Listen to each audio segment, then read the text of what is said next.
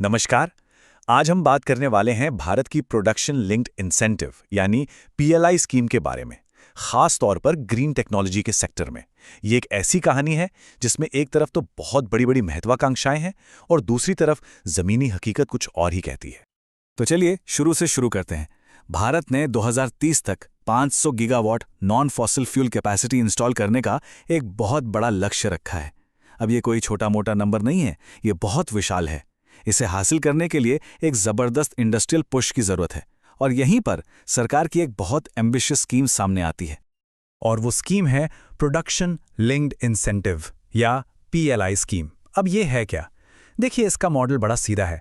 सरकार कंपनियों से कहती है, आप पहले से तय अपना सालाना सेल्स टारगेट पूरा करो, उसके बाद ही हम आपको फाइनेंशियल इंसेंटिव्स देंगे। मतलब इंसेंटिव सीधे परफॉर्मेंस से जुड़ा है और इसी को भारत के ग्रीन एनर्जी ट्रांसफॉर्मेशन का इंडस्ट्रियल इंजन माना जा रहा है। तो आज हम क्या क्या देखने वाले हैं? पहले हम भारत की ग्रीन एम्बिशन और इसमें पीएलआई के रोल को समझेंगे।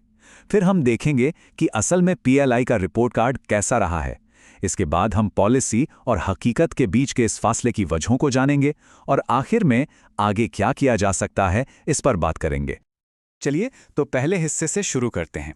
देखिए, सरकार की उम्मीद ये थी कि पीएलआई स्कीम भारत को ग्रीन टेक्नोलॉजी के मामले में एक इंपोर्टर से ग्लोबल मैन्युफैक्चरिंग हब बना देगी, ठीक वैसे ही जैसे टेलीकॉम सेक्टर में हुआ था। पर क्या सच में ऐसा हो पाया?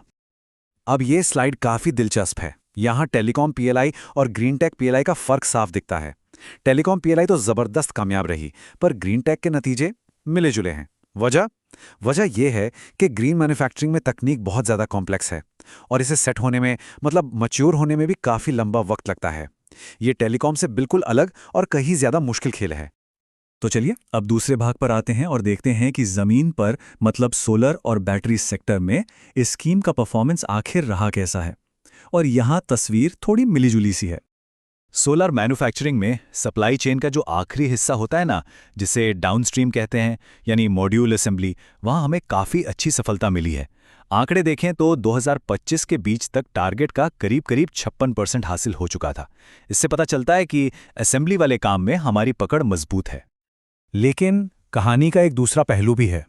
जैसे ही हम अपस्ट्रीम की तरफ जाते हैं, मतलब सप्लाई चेन का वो हिस्सा जहां असली गहरी तकनीक लगती है, जैसे पॉलीसिलिकॉन और वेफर बनाना, वहां तस्वीर एकदम पलट जाती है। यहां हम अपने लक्ष्य के सिर्फ 14% और 10% तक ही पहुंच पाए हैं और ये एक बड़ी चिंता की बात है। तो इसका सीधा सीधा नतीजा क्या निकला? नतीजा ये है कि हम आज भी कच्चे माल और विदेशी तकनीकी मदद पर बुरी तरह निर्भर हैं। ये जो अपस्ट्रीम और डाउनस्ट्रीम के बीच का गैप है ना, यही असली चुनौती है। अच्छा, अब जरा बैटरी मैन्युफैक्चरिंग की बात करते हैं। सरकार ने 50 गीगावाट घंटे की डोमेस्टिक कैपेसिटी बनाने के लिए 18,000 करोड़ रुपए का भारी भरकम बजट रखा है। इलेक्ट्रिक गाड़ियों के भविष्य के लिए ये एक बहुत जरूरी कदम है। लेकिन ये स्लाइड एक बिल्कुल ही अलग कहानी बता रही है।